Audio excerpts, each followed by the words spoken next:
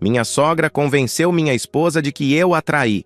Ela acreditou e fez de tudo para derrubar minha reputação. Meu nome é Rafael e aos 32 anos eu finalmente tinha conquistado tudo que sempre sonhei. Trabalhava como gerente comercial numa empresa de tecnologia, ganhava bem e tinha acabado de comprar minha primeira casa. Mas o melhor de tudo era estar casado com a Helena há 3 anos. Ela era tudo para mim. Nos conhecemos num evento corporativo e desde o primeiro dia percebi que era diferente de qualquer outra pessoa que já tinha conhecido. Helena era advogada, inteligente, determinada e tinha um sorriso que iluminava qualquer ambiente. Nossa rotina era tranquila. Acordávamos cedo, tomávamos café juntos e ela sempre dizia a mesma coisa antes de sair. "Amo você, Rafa. Não demore hoje." Eu respondia com um beijo e prometia chegar cedo. Os finais de semana eram nossos. Fazíamos churrasco, assistíamos filmes abraçados no sofá e planejávamos viagens que ainda faríamos. Tudo parecia perfeito. Minha sogra, Dona Márcia, morava a 15 minutos da nossa casa. No começo do relacionamento, ela foi educada comigo. Nada de calorosa, mas também não hostil. Lembro do dia que pedi Helena em casamento. Fui até a casa dela para conversar antes. "Márcia, vim pedir sua bênção. Quero me casar com a Helena." Ela me olhou por alguns segundos em silêncio, tomou um gole do café e disse friamente: "Você sabe que minha filha merece o melhor, né, Rafael? Eu garanti que faria ela feliz." Ela apenas assentiu com a cabeça, mas não sorriu. Depois do casamento, as coisas continuaram nesse mesmo tom. Márcia visitava nossa casa toda semana, sempre trazendo algum prato que havia preparado. Helena adorava esses momentos com a mãe. Eu tentava ser participativo, mas percebia que Márcia criava situações onde eu ficava de fora das conversas. Elas falavam sobre assuntos que eu desconhecia, relembravam histórias de família das quais eu não fazia parte. Certa vez comentei com Helena: "Amor, sua mãe parece não gostar muito de mim." Helena riu e me abraçou. "Imagina, Rafa, ela só é reservada. Dá tempo que ela se acostuma." Acreditei naquilo.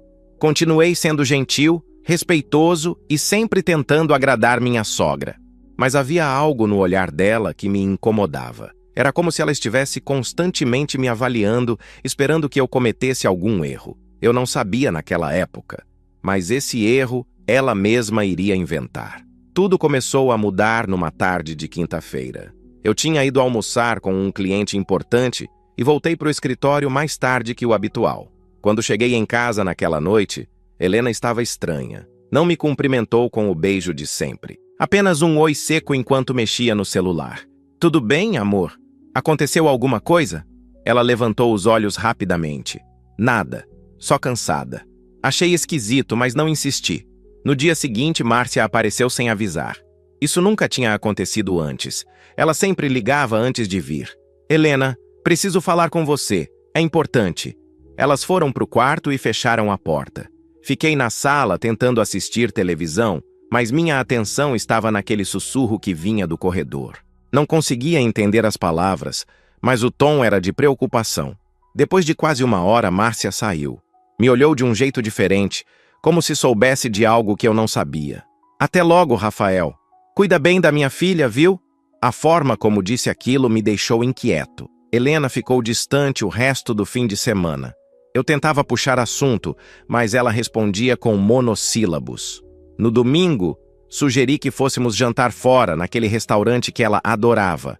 "Não estou com vontade, Rafa. Prefiro ficar em casa." "Mas, amor, faz tempo que não saímos juntos." Ela suspirou irritada. "Eu disse que não quero." Aquilo me machucou. Nunca tínhamos brigado daquele jeito. Na segunda-feira, voltando do trabalho, parei num mercado para comprar flores. Queria fazer as pazes, mesmo sem entender direito o que estava acontecendo. Quando entreguei as flores, Helena mal olhou. "Obrigada." E colocou num vaso sem nenhum carinho. Naquela noite, ela recebeu uma ligação. Era Márcia.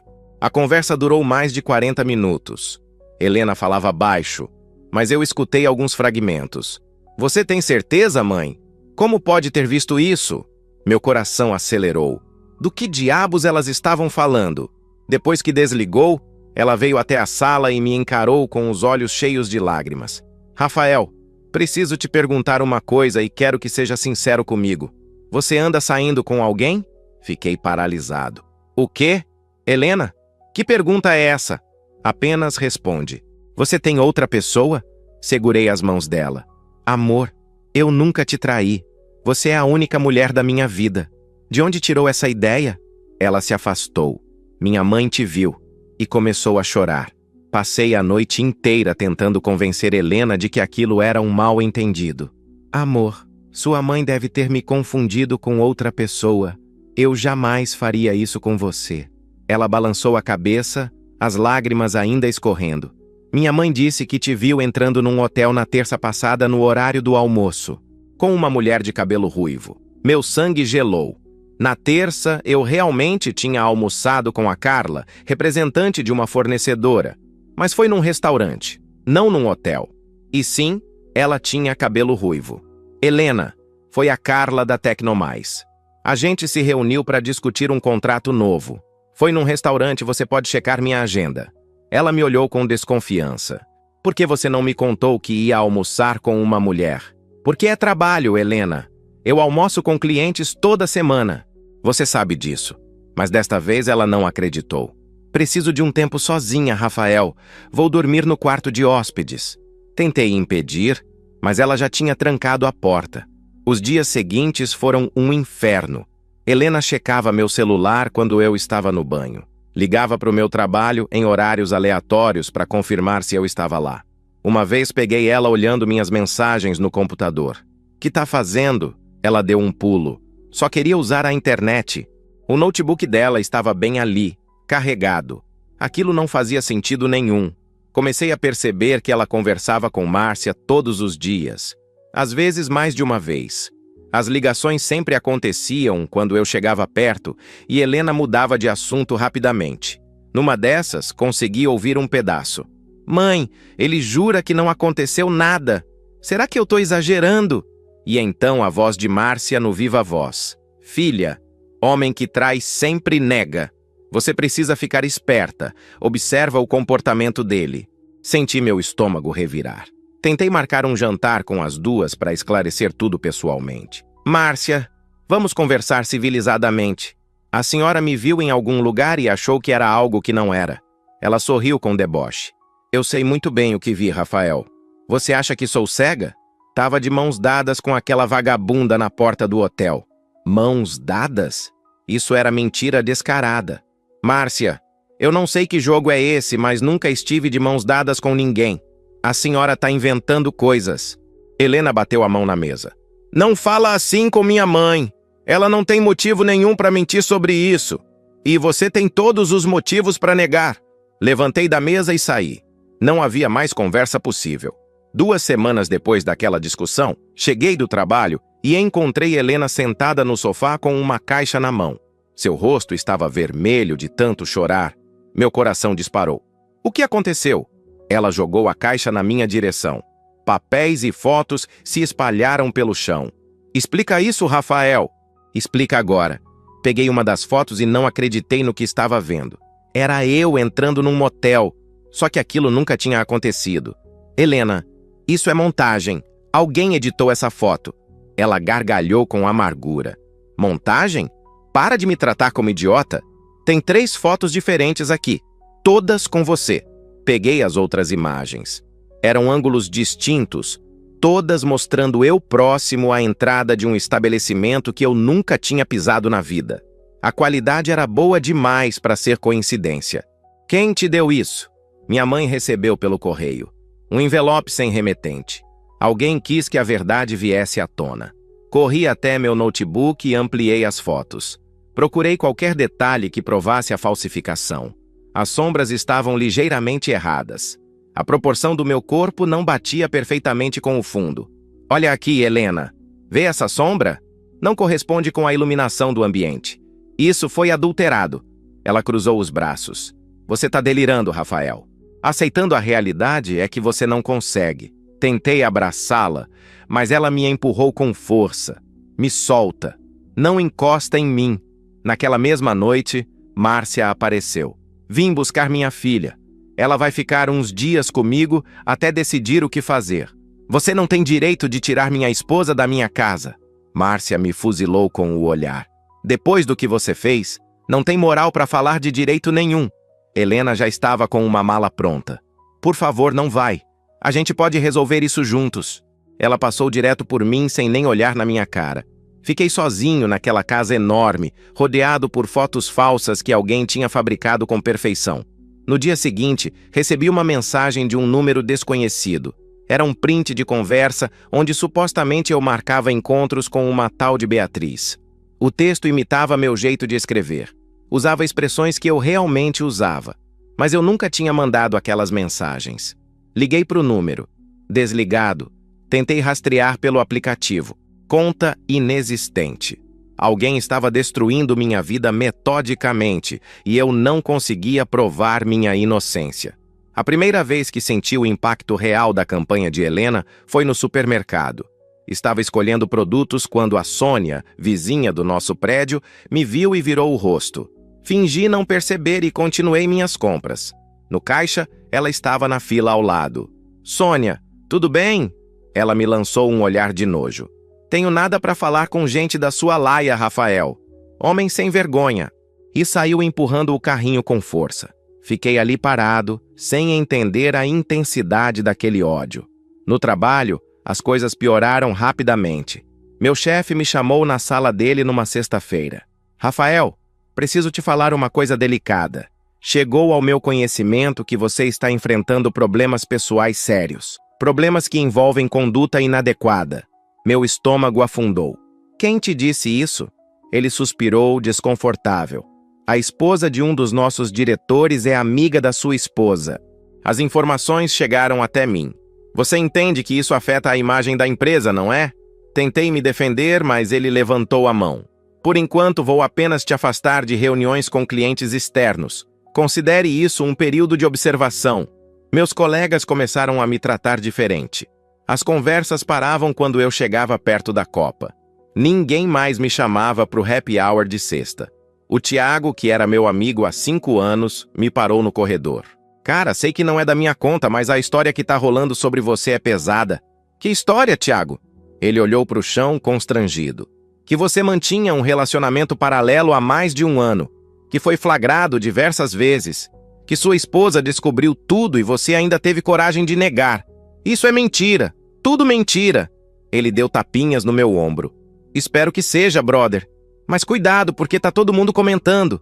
Minha própria família começou a questionar. Minha mãe ligou chorando. Filho, sua prima me mandou mensagem dizendo que você separou da Helena por causa de outra mulher. Isso é verdade? Mãe, é tudo invenção da Márcia. Ela tá destruindo meu casamento. Mas por que ela faria isso, Rafael? Não faz sentido? Até minha mãe duvidava de mim. Recebi mensagem do meu irmão. Não sei o que você aprontou, mano, mas a família da Helena tá espalhando cada coisa sobre você que tá feio. Se cuida aí. A sensação era de estar afogando em lama, gritando que era inocente, enquanto todos viravam as costas. 3 meses depois do início daquele pesadelo, minha vida estava completamente destruída. A empresa me demitiu alegando corte de custos, mas todos sabiam o verdadeiro motivo. O ambiente tinha ficado insustentável. Clientes pediam para não negociar mais comigo. Colegas evitavam ser vistos conversando comigo. No dia da demissão, o diretor de recursos humanos nem conseguiu me encarar. Infelizmente, precisamos encerrar seu contrato, Rafael. Você vai receber todas as verbas rescisórias. Peguei minha caixa com pertences pessoais e saí pela porta dos fundos para evitar olhares. As contas começaram a apertar. Mandei currículos para dezenas de empresas, mas ninguém me chamava. Descobri que meu nome estava sendo associado a escândalos quando um recrutador foi honesto comigo por telefone. Olha, Rafael, seu perfil é excelente, mas fizemos uma pesquisa básica e surgiram informações preocupantes sobre sua conduta. A empresa prefere não arriscar nesse momento. Até minha reputação profissional tinha sido manchada. Perdi amigos que conhecia há anos.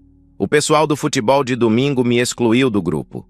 Convites para festas e aniversários simplesmente pararam de chegar. Me tornei um pária social. A solidão era sufocante.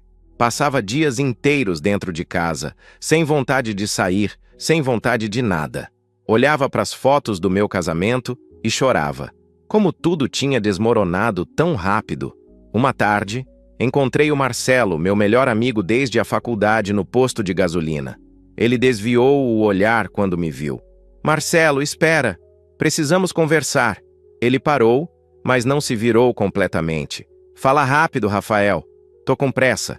Você realmente acredita que eu fiz o que andam falando? Ele respirou fundo. Cara, não sei mais no que acreditar. Sua própria esposa tá espalhando isso. Por que ela inventaria algo assim? Porque a mãe dela colocou essas ideias na cabeça dela. Tô sendo destruído por mentiras. Ele balançou a cabeça. Se fossem só mentiras, você teria como provar. Mas você não tem como, né? E entrou no carro. Sentei no meio-fio daquele posto e tive vontade de desistir de tudo. Minha carreira arruinada. Meu casamento acabado. Minha reputação destruída. Amigos e família duvidando de mim. Não tinha mais nada. Naquele momento de total desespero, pensei em simplesmente sumir, recomeçar em outra cidade onde ninguém conhecesse meu nome. Mas algo dentro de mim se recusava a aceitar aquela derrota. Eu era inocente, e alguém tinha armado tudo isso deliberadamente. A virada aconteceu de forma completamente inesperada. Eu estava organizando documentos para tentar conseguir um empréstimo quando encontrei um pendrive esquecido numa gaveta. Era da Helena. Ela tinha usado meu computador meses atrás quando o dela estava com problema. Coloquei o pendrive no notebook sem muita expectativa, apenas conferindo se tinha algo importante dela. Havia pastas com trabalhos jurídicos, fotos antigas, nada relevante. Mas então vi uma pasta chamada Backup Automático Celular. Cliquei e meu coração acelerou. Eram backups automáticos do WhatsApp dela dos últimos 2 anos. Abri o mais recente e comecei a ler as conversas. No início eram mensagens normais. Depois encontrei o grupo da família. E ali estava tudo. Mensagens de Márcia datadas de 4 meses antes da primeira acusação. Filha, você precisa abrir os olhos. Esse Rafael não presta. Tenho certeza que ele anda aprontando. Helena respondia defendendo o casamento. Mãe, para com isso. A gente é feliz. Ele me trata bem. Mas Márcia insistia, dia após dia, plantando veneno. Nenhum homem é perfeito assim, Helena. Ele deve estar escondendo alguma coisa. Você devia investigar. Continuei lendo e encontrei a explosão. Márcia mandou mensagem dizendo que tinha me visto com outra mulher. Mas logo em seguida, numa conversa com a irmã dela, tia Vera, estava a verdade. Vera, inventei que vi o Rafael com outra. Preciso que a Helena se separe dele antes que seja tarde. A tia respondeu. Márcia, isso é loucura. Por que faria uma coisa dessas? E então veio a confissão que mudou tudo. Porque ele vai herdar uma fortuna do tio dele que morreu e eu não vou deixar esse dinheiro escapar. Se a Helena separar agora, na partilha ela leva metade. Depois eu convenço ela a voltar para casa e administro tudo. Meus olhos se encheram de lágrimas. Tudo tinha sido por dinheiro. Meu tio Ernesto tinha falecido 6 meses atrás e deixado uma herança significativa que ainda estava em inventário. Márcia sabia disso porque Helena tinha comentado com ela. A mulher arquitetou toda aquela destruição simplesmente por ganância. Continuei vasculhando e encontrei mais evidências. Mensagens onde Márcia pedia ajuda de um sobrinho que trabalhava com design gráfico. Preciso que você edite umas fotos para mim. É urgente e vou te pagar bem. Ele era o responsável pelas montagens. Encontrei também prints onde ela orientava a Helena sobre o que falar, para quem contar, como espalhar a história. Era um plano meticulosamente elaborado. E eu tinha as provas nas mãos. Nos dias seguintes, mergulhei numa investigação obsessiva. Precisava entender por que Márcia tinha feito aquilo. Comecei revisando tudo o que sabia sobre ela. Viúva há 10 anos, aposentada, Helena era filha única. Sempre demonstrou ser superprotetora, mas nunca imaginei que chegaria a esse ponto. Tinha que existir um motivo maior. Contratei um investigador particular chamado Otávio. Expliquei toda a situação e mostrei as provas que Cristina tinha me dado. Ele analisou tudo com atenção. Isso é grave, Rafael. Falsidade ideológica, difamação, danos morais. Mas você quer só processar ou quer entender o que motivou ela? Quero entender tudo. Cada detalhe. Ele acenou. Então vamos fundo. Me dá uns dias. Uma semana depois, Otávio me ligou. Descobri coisas interessantes. Podemos conversar? Nos encontramos num café discreto. Ele abriu uma pasta cheia de documentos. Sua sogra tem dívidas, Rafael. Muitas dívidas. Apostas online, empréstimos, cartões estourados. Tá devendo quase 200 mil reais. Fiquei chocado. 200 mil? Como assim? Ele continuou. Descobri também que Helena é beneficiária de um seguro de vida robusto que você fez quando casaram. Além disso, a casa onde vocês moram está só no seu nome porque você comprou antes do casamento. Se vocês se separassem por traição sua, Helena teria direito a uma parte considerável dos bens na divisão. As peças do quebra-cabeça começaram a se encaixar. Márcia não estava apenas sendo superprotetora. Ela tinha um plano financeiro. Separar a gente e garantir que Helena ficasse com dinheiro suficiente para pagar as dívidas dela. Otávio concordou. Exatamente. Encontrei conversas entre sua sogra e um advogado especializado em divórcios. Ela consultou sobre como maximizar os ganhos da filha numa separação litigiosa. Isso foi 3 meses antes de começar a espalhar as mentiras sobre você. Pedi que ele continuasse investigando. Quero cada conversa, cada transação, cada evidência de premeditação. Ele entregou mais documentos. Também achei isso. Márcia contratou um detetive particular para te seguir durante semanas. Foi assim que ela conseguiu suas fotos reais para fazer as montagens. Tem recibos, contratos, tudo registrado. Ela não imaginava que essas provas pudessem se voltar contra ela. Passei aquela noite montando um dossiê completo. Provas digitais das fotos editadas. Comprovantes de pagamento da Márcia para Cristina. Evidências das dívidas, conversas com advogados, registros do detetive que me seguiu, histórico de consultas sobre divisão de bens, tudo meticulosamente organizado e documentado. Márcia tinha arquitetado minha destruição por pura ganância, e agora eu tinha nas mãos tudo o que precisava para virar esse jogo. Planejei cada movimento com precisão cirúrgica. Não queria apenas limpar meu nome. Queria que Márcia sentisse o peso das consequências das suas ações. Queria que todos que me viraram as costas vissem a verdade estampada na cara deles. Contratei um advogado especializado em casos de difamação. Dr. Paulo analisou todo o material e silenciou por longos minutos.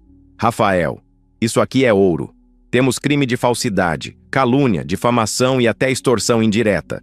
Sua sogra vai responder criminalmente. Quero que ela responda por tudo, cada mentira, cada vida que ela destruiu. Tracei uma estratégia em 3 frentes. Primeiro, documentei cada prejuízo que sofri. Perda de emprego, oportunidades recusadas, tratamentos psicológicos que precisei fazer, amizades desfeitas. Cada dano tinha que estar registrado e quantificado. Juntei prints de conversas onde fui humilhado, e-mails de recrutadores me rejeitando, até a carta de demissão da empresa. Segundo, identifiquei todas as pessoas que Márcia e Helena espalharam as mentiras. Vizinhos, familiares, colegas de trabalho, amigos. Fiz uma lista completa. Terceiro, escolhi o momento perfeito para revelar tudo. Descobri que Márcia estava organizando um almoço de aniversário de 60 anos. Ela tinha convidado toda a família, incluindo primos distantes, amigos da igreja, gente que eu nem conhecia. Helena estaria lá, obviamente. Otávio me deu a informação privilegiada. Vai ser num restaurante, domingo, meio-dia. Perfeito. Será o palco ideal. Nos dias anteriores, preparei pendrives com cópias de todas as evidências. Fiz uma apresentação em vídeo, mostrando as fotos originais, as montagens, os comprovantes de pagamento, as dívidas de Márcia, as conversas com advogados. Tudo narrado, explicado, impossível de negar. Ensaiei o que diria. Cada palavra precisava ter impacto máximo. Não podia demonstrar raiva descontrolada. Tinha que ser firme, factual, devastador. Avisei minha família que comparecesse ao restaurante naquele domingo. Minha mãe estranhou. Filho, mas é o aniversário da Márcia. Por que a gente iria? Confiem em mim, mãe. Só apareçam lá ao meio-dia. Vocês vão entender tudo. Também enviei mensagens anônimas para alguns dos convidados, sugerindo que não perdessem aquele evento por nada. Criei expectativa. curiosidade. Queria a plateia máxima. No sábado à noite, véspera do grande dia, estava nervoso, mas determinado. Olhei para o espelho e vi um homem diferente. Não era mais aquele Rafael ingênuo que confiava cegamente nas pessoas. Era alguém que tinha sido quebrado e reconstruído, mais forte e implacável. Amanhã a verdade viria à tona. E Márcia pagaria caro por ter brincado com a vida errada. Cheguei ao restaurante exatamente ao meio-dia. O salão estava decorado com balões dourados e uma faixa escrita "Parabéns, Márcia". Havia umas 50 pessoas ali. Familiares, amigos, colegas. Vi Helena sentada ao lado da mãe, usando um vestido azul que eu tinha dado de presente. Meu coração apertou por um segundo, mas engoli a emoção. Quando entrei, o silêncio tomou conta do ambiente. Márcia se levantou furiosa. "O que você está fazendo aqui? Você não foi convidado?" Sorri calmamente. "Eu sei, Márcia, mas vim trazer seu presente de aniversário. Algo que você merece há muito tempo." Caminhei até a frente do salão, onde havia um telão para passar fotos da aniversariante. Conectei meu notebook. As pessoas sussurravam confusas. Helena levantou. "Rafael, para com isso. Você está fazendo uma cena ridícula." "Ridículo, Helena. Foi acreditar nas mentiras da sua mãe sem me dar uma chance de provar minha inocência. Mas hoje todos aqui vão descobrir a verdade." Apertei play. O vídeo começou. Primeiro, mostrei as fotos que me incriminavam. Depois, revelei os arquivos originais com as camadas de edição. A sala inteira pôde ver como minha imagem tinha sido manipulada digitalmente. Em seguida, apareceram os comprovantes de transferência. Márcia Fontes Santos pagando R$15 mil para Cristina Silva, editora de imagens. O nome completo, CPF, tudo exposto. Márcia ficou branca. "Isso é mentira. Alguém forjou esses documentos." Continuei impassível. "Então explica as conversas com o advogado de divórcio 3 meses antes de começar a me difamar. Explica suas dívidas de quase R$200 mil. Explica o detetive que você contratou para me seguir." Cada evidência que aparecia na tela arrancava exclamações chocadas dos convidados. Helena estava chorando, as mãos cobrindo a boca. "Mãe, diz que isso não é verdade. Por favor." Márcia tentou desligar o equipamento, mas eu bloqueei. O vídeo continuou mostrando tudo. As mensagens com instruções detalhadas sobre como as fotos deveriam parecer. Os prints das conversas onde ela planejava usar a separação para conseguir dinheiro através da filha. A frieza calculada de cada passo. Quando terminou, o silêncio era absoluto. Me virei para Márcia. "Você destruiu minha vida, meu casamento, minha carreira. Tudo por ganância. Agora vai responder criminalmente por cada mentira. Meu advogado já entrou com as ações." Olhei para Helena. "Você escolheu acreditar nela em vez de confiar em mim. Essa escolha custou nosso casamento. Espero que tenha valido a pena." Saí daquele restaurante de cabeça erguida enquanto Márcia desabava em lágrimas. Finalmente exposta diante de todos como a mentirosa manipuladora que sempre foi. Rafael provou sua inocência e expôs Márcia diante de todos. Embora tenha perdido Helena, ele recuperou sua dignidade mostrando que mentiras, por mais elaboradas que sejam, eventualmente encontram a luz da verdade. Esta história ensina que manipulação familiar alimentada por ganância pode destruir vidas inocentes. A confiança cega sem buscar a verdade pode custar relacionamentos valiosos e deixar marcas permanentes. E você? O que faria no lugar de Rafael? Deixa sua opinião nos comentários. Se gostou, deixa o like, se inscreve no canal e ativa o sininho. Amanhã tem vídeo novo. Até lá!